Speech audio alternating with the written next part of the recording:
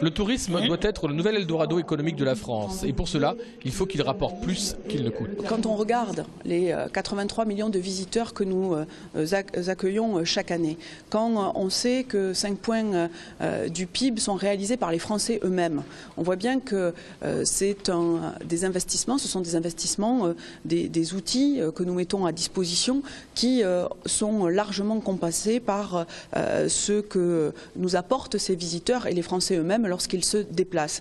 Mais l'objectif que m'a fixé le président de la République, c'est bien de nous améliorer encore sur ce point, parce que là aussi nous avons des marges de progrès pour devenir première destination européenne en termes de recettes et donc de dépasser l'Espagne.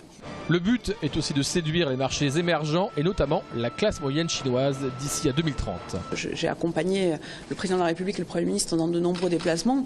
Vu de Chine, par exemple, Toulouse est à peine située. Donc cela demande évidemment beaucoup d'efforts pour travailler ces marchés. C'est ce que nous faisons à la région et à tout France avec d'autres partenaires, parce que nous devons continuer à améliorer la promotion et la communication. C'est aussi l'enjeu de ces assises du tourisme que de donner une visibilité aux destinations France. Midi-Pyrénées est la 8e région la plus visitée par les Français et la 6e par un public international. Le problème de Midi-Pyrénées, c'est l'absence d'accès à la mer.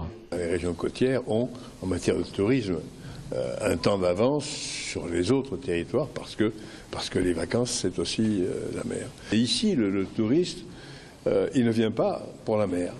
Il faut partir de ce postulat. Nous, on a à se focaliser sur ce qui fait nos attraits. C'est le patrimoine, parce qu'on vient ici pour le patrimoine. C'est la culture, parce qu'on vient ici pour la culture. C'est la gastronomie, parce qu'on vient ici pour la gastronomie. Et c'est la qualité de l'accueil. La région va axer sa communication sur le thermoludisme et le thermalisme sur les écrans nationaux à partir du 16 février prochain. Par un effet levier, 1 € d'argent public investi rapporte 6,50 €. En Midi-Pyrénées, les 23 établissements thermaux, 17 sont du thermoludisme, autant je crois d'ailleurs en thermalisme classique, ont investi depuis 10 ans, dans la décennie passée, 120 millions d'euros. C'est considérable. Et nous avons été, nous, la région, le premier partenaire public au niveau des aides qui ont été apportées à cette modernisation. On comprend bien que lorsqu'on investit 120 millions d'euros dans un secteur public et privé d'ailleurs, on est bien obligé d'adapter ces campagnes de promotion à l'importance de l'effort qu'on a fait.